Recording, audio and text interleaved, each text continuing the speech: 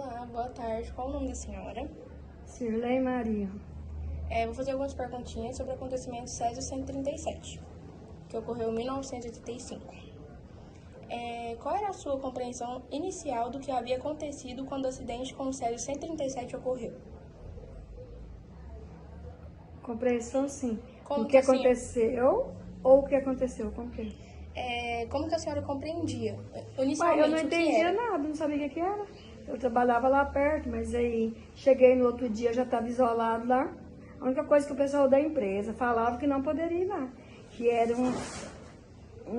uma pedra que tinha estourado lá e não poderia ir lá. Mas ninguém falava que era Césio, eu não sabia nem o que era.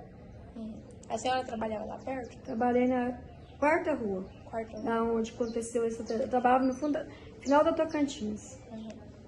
Como que você se lembra da reação da comunidade local e das autoridades logo após a descoberta do acidente? As autoridades eu não tive muito contato, mas o pessoal lá de onde eu trabalhava, lá perto, ficaram todo mundo com muito medo quando descobriu que o Césio realmente era uma coisa contagiosa. Quais foram os maiores desafios enfrentados pela comunidade imediatamente após o acidente? Olha, eu acho que foi o quê? Os motoristas da empresa que eu trabalhava, que era uma transportadora, falavam que era muita dificuldade para eles, que eles não tinham como pegar mercadoria, não tinha como, sabe? Era muita coisa e ninguém se informava nada direito. Depois que aconteceu, que o pessoal, que veio aquela tragédia de acontecer aquele com o pessoal da família A Leite. da Leide lá, aí que a gente foi, deu umas informações, mas nem por isso a gente teve tanta informação assim não. Como o acidente afetou a vida cotidiana das pessoas na cidade? Olha, eu acho que foi muita coisa. Todo mundo tinha medo de vir aqui comprar as coisas. Eu acho que foi muita coisa mesmo. Você andava nos ônibus, o povo estava tudo com medo. Você via sempre a pessoa falando alguma coisa. Entendeu? Quais foram as medidas de segurança implementadas pela comunidade e pelas autoridades para lidar com a contaminação do Césio? Pelo menos lá no meu serviço eu não via nenhuma. Porque eu saía na rua lá, normal, andava normal. Só não ia onde eu tô falando, onde estava isolado lá. Aí eu passava perto do centro de conversões, eu via o pessoal na fila lá, e eles fazendo aquelas... Põe aqueles pessoal dos povos lá para poder ver qualquer radiação que o pessoal tinha. Mas ninguém sabia o que era aquilo. Assim, igual no caso de nós, lá da empresa mesmo, foi tudo muito abafado, ninguém falava nada. Tinha nenhuma informação? Nenhuma. Como você e sua família lidaram com a situação durante e após o acidente? Eu fiquei com muito medo, eu tinha medo de vir para casa, trazer radiação para casa, porque como eu trabalhava lá perto, assim, no começo eu não tinha nada, porque eu não via nada. Aí depois, o que aconteceu foi que eu passei a ficar com medo. Quais foram os impactos a longo prazo do acidente em sua cidade e suas vidas? Olha, aqui, para mim, graças a Deus, não teve nada, porque ninguém pegou radiação, nem eu, nem minhas filhas, nem ninguém, mas a gente via muita reclamação do pessoal, porque parece que depois apareceu muita gente com câncer. Sim, pessoas que trabalhavam ali por perto, sempre alguém reclamava alguma coisa, mas eu, graças a Deus, aqui em casa não aconteceu nada. Como você avalia a resposta das autoridades locais e nacionais do acidente do Césio? Eu acho que foi falta de informação do pessoal. Que nem a Santa Casa não era naquele local. Se eles sabiam que era uma parede de radiação, por que eles não tiraram ele de lá? Mudaram e largaram ele lá? Para deixar aquelas pessoas todas perder a vida. Porque aquilo ali não foi por maldade, foi por falta de informação, falta de conhecer. Igual eu mesmo não sei nada, não sabia nada. Como a comunidade se uniu ou se organizou para lidar com os desafios decorrentes do Césio 137? Muita gente não tinha informação nenhuma. E muitas vezes você falava, a pessoa nem acreditava. Eu via muita gente reclamando que estava ruim para vender as coisas, porque sempre eu passava ali perto da Tocantins, ali na Goiás, por ali, então o pessoal ficava tudo reclamando. Acho que ninguém quase podia trabalhar. Mas isso aí eu também não sei. Que lição você acredita que pode ser aprendida com o acidente do Césio 137 e sua gestão subsequente para evitar acidentes semelhantes no futuro? Eu acho que deveria de ser o quê? As autoridades deveriam dar mais atenções. Que nem outro, ter mais informações nas escolas, você entendeu? É igual informação, por exemplo, se tivesse mais informação, não tinha acontecido tanta tragédia, tanta gente que morreu e até hoje, quantas pessoas que tem sequela. Querendo ou não, tem gente que não tem um estudo, né? Igual no meu caso mesmo, eu não sabia nada.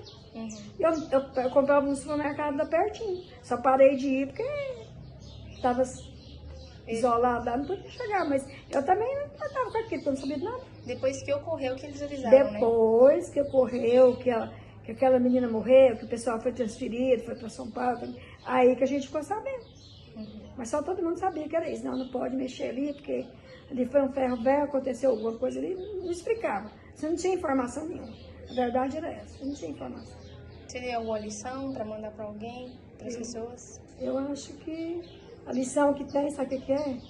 É as pessoas de autoridade, as que têm mais poder, deveriam se informar mais e passar mais para as pessoas. Não é? Isso. Muito obrigada, viu, dona Cirlei? De nada, dona Carolina. Qual era a sua compreensão inicial do que havia acontecido quando o acidente do Césio ocorreu? Na verdade, eu cheguei num momento na ocorrência que ninguém sabia de nada. Ninguém tinha noção exata da dimensão do que era o Césio. Tanto é que nós fomos assim, sem proteção nenhuma. Eu estive na rua lá do Ferro Velho, né? E vários policiais também tiveram contato, trabalharam naquele dia, né, ajudando a transportar as pessoas da rua lá para o Estádio Olímpico, né, onde foi feito um abrigo provisório. O Exército montou barracas no campo de futebol, né, e as pessoas da rua do Ferro Velho foram transportadas para essas barracas, provisoriamente, né, até que fosse feita a limpeza. Mas assim, ninguém tinha noção exata da dimensão da coisa. Tendo em vista que eu trabalhei à noite, foi nesse dia, foi nessa noite aí que praticamente começou o trabalho, né? O trabalho da Polícia Militar no isolamento da área. A equipe da CNEM só chegou no outro dia, a Comissão Nacional de Energia Nuclear, né? Eles só chegaram no outro dia, todos paramentados, aí é que realmente a gente começou a perceber um pouco da dimensão da coisa, né? Entendi. Segunda pergunta. Como você se lembra da reação da comunidade local e das autoridades logo após a descoberta do acidente? Olha, todo mundo ficou assustado, né? De certa forma, assim, Goiânia até foi discriminada pelo resto do país, né? Porque esse acidente foi para o noticiário geral do país, né? Então, assim, de certa forma, as pessoas criaram um certo preconceito com as pessoas de Goiânia, né? Por causa disso. E muita gente, todo mundo ficou assustado, né? Porque ninguém sabia a real dimensão da coisa, né? Depois que começou a entender o problema, né, a expansão do acidente radioativo, é que as pessoas começaram a ficar assustadas. E quais foram os maiores desafios enfrentados pela comunidade imediatamente após o acidente? A questão por ser uma coisa nova, né? Por ser uma coisa assim que a gente não estava acostumado, né, com isso, que nunca tinha acontecido uma coisa antes, né, dessa natureza. Então, assim, de certa forma, pegou todo mundo despreparado. Então, foi uma coisa assim que teve que criar, né, criar um protocolo de atuação para esse tipo de coisa, né? Então, assim, foi uma coisa que pegou, de certa forma, pegou todo mundo de surpresa. Como o acidente afetou a vida cotidiana das pessoas? É o que eu falei, né? As pessoas, assim, ficaram com muito medo, né? Por exemplo, o setor aeroporto aqui, para quem morava em Goiânia, né? O setor aeroporto ficou sendo um bairro, assim, que ninguém queria passar perto, né? E a cidade de Goiânia foi discriminada Brasil afora, né? Porque todo mundo tinha medo de vir para cá, porque todo mundo imaginava, né, que aqui, só de passar perto de Goiânia já estava correndo risco de ser contaminado pelo acidente radioativo, né? Quais foram as medidas de segurança implementadas pela comunidade e pelas autoridades para lidar com a contaminação do Césio?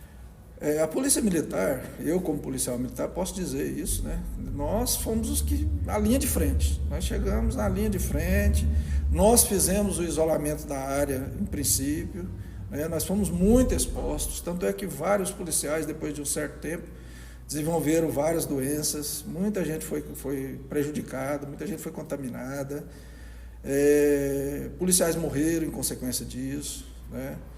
Então, assim, foi criada uma força-tarefa, a Polícia Militar atuou de frente, né? É lógico, os outros órgãos também entraram depois, assim, mas depois que eles já tinham uma noção mais ou menos exata do que era a coisa. Mas quem chegou primeiro, e quem chegou assim, quando não se sabia de nada, fomos nós. Quem de fato colocou a mão na massa foi a Polícia Exatamente, Militar. os primeiros a chegar. Entendi. Como você e sua família lidaram com a situação e durante e após o acidente? Bom, eu ainda era solteiro, né? Meus pais moravam em Anápolis, né? Assim, eu não fiquei com tanta preocupação, porque meus pais moravam lá, né? E eu trabalhava aqui, né? Mas assim, eu sempre que estava de folga, eu ia para Anápolis, não ficava muito aqui em Goiânia, né? Só vinha para trabalhar mesmo, né? Então, assim, de certa forma, eu não assustei tanto por causa disso, porque meus pais não estavam expostos, né? Quais foram os impactos a longo prazo do acidente na sua cidade e na sua vida? Bom, isso aí é como eu falei antes, né? A gente ficou, de certa forma, discriminado, né? Brasil afora, né? Por causa disso. Quando a pessoa ia para fora e falava que era de Goiás, de Goiânia, né? As pessoas já olhavam assim, né? Com medo, com receio, né? Assim, com certo preconceito, por achar que a gente carregava aquela radiação e ia transmitindo para todo mundo, né? Então... E, assim, nós sabemos que diversas pessoas tiveram sequelas, a Lady morreu, pessoas próximas dela têm partes do corpo queimadas. O senhor tem alguma sequela, alguma consequência do que aconteceu? Eu, graças a Deus, né? Um testemunho que eu até já dei, né? Da minha vida cristã, e graças a Deus eu nunca tive nada, né? Mesmo chegando ali na linha de frente, um dos primeiros a chegar, nunca tive nada. Deus me protegeu, me guardou de tudo isso, né? As minhas filhas nasceram saudáveis, não teve nenhum problema assim de transmissão genética, né? De alguma mutação genética como consequência da radiação, né? Graças a Deus, né? Como você avalia as respostas das autoridades locais e os jornais ao acidente? As autoridades foram atrás naquilo que lhes competia, né? Eu me lembro que o governador na época era o governador Henrique Santilo, né? O governador Henrique Santilo, ele tomou todas as providências necessárias, colocou o secretário da Saúde na época, Antônio Faleiros, né, para cuidar disso. Eu me lembro até de um episódio assim meio problemático, que foi aquele programa Hebe, né? Um programa que tinha de cadeia nacional, entrevistou o governador nosso aqui.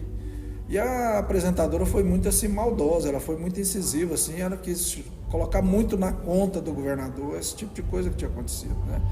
Só que o governador, ele foi pego de surpresa também, foi uma situação criada que não teria como evitar, né? Ninguém estava preparado para aquilo ali. Era um hospital, foi a Santa Casa de Misericórdia que foi demolida, né? E infelizmente alguém, por descuido, deixou essa máquina caída lá no meio do entulho. E um dono de um ferro velho foi lá e achou essa máquina, levou para o ferro velho dele e quebrou. Como sustento dele, né? Exato, ele estava fazendo o trabalho dele, não tinha a menor noção do que era aquilo, né? Totalmente o erro foi de quem deixou essa coisa lá no entulho. Quem sabia do que aquilo podia causar. Pois é, uma coisa, né? Como a comunidade se uniu ou se organizou para lidar com os desafios decorrentes do Césio? Assim, depois de uma certa forma, né, eu vi uma mobilização, né, das pessoas, né, assim, o próprio governador tomou a frente, né, assim, e as pessoas se solidarizaram umas com as outras, houve muita solidariedade, as pessoas assim procuraram ajudar naquilo que fosse possível, porque muita gente ficou desabrigada provisoriamente, né? Muita gente ficou desabrigada, foi retirada da rua lá, né? Porque a rua ali virou um grande entulho, né? O pessoal da Quinem chegou e fez aquela limpeza, né? Lá onde era o ferro velho, eles fizeram uma concretagem enorme lá, uma espessura muito grande lá de concreto, né? Para sepultar aquilo ali, né?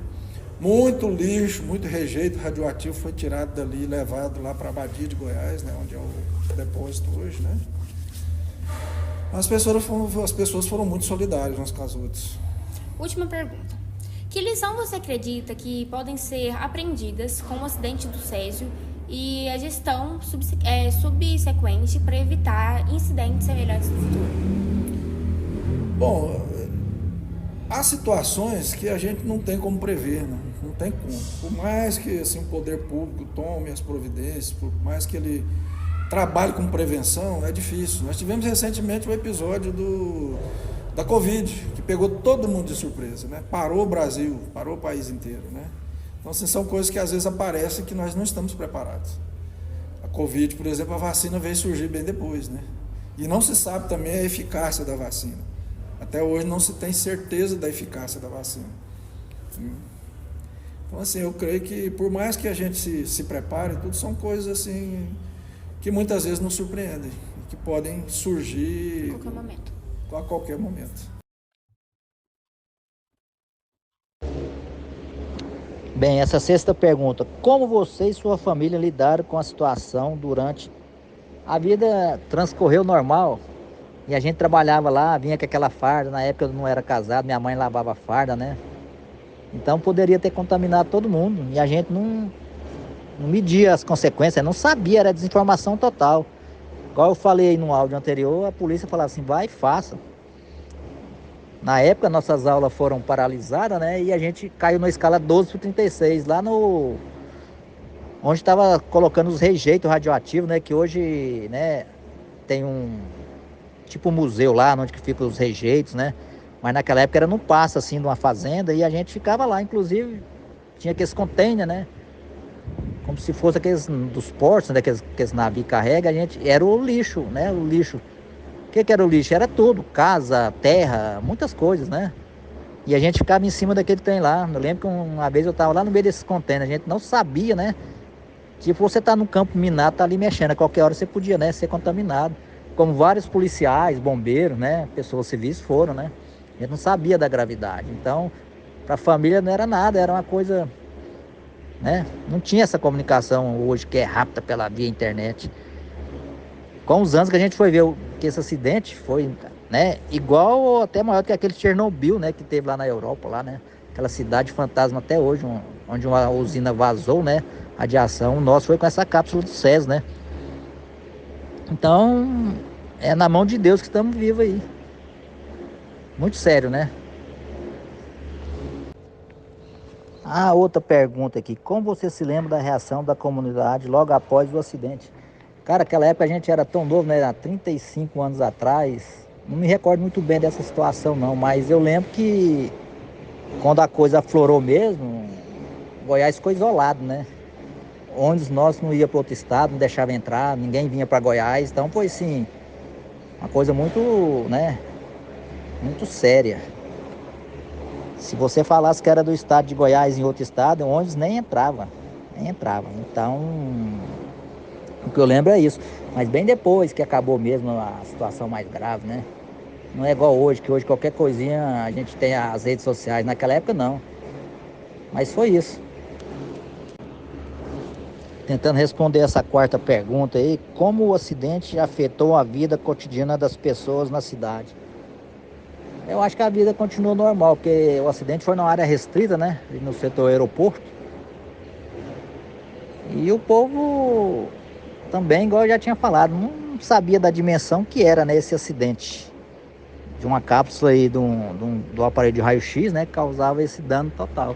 Então muita da gente nem sabia. Hoje, igual eu já falei aí, né? Se for hoje não, com essa rede social aqui, né? O trem seria pior. Mas naquela época era só pela televisão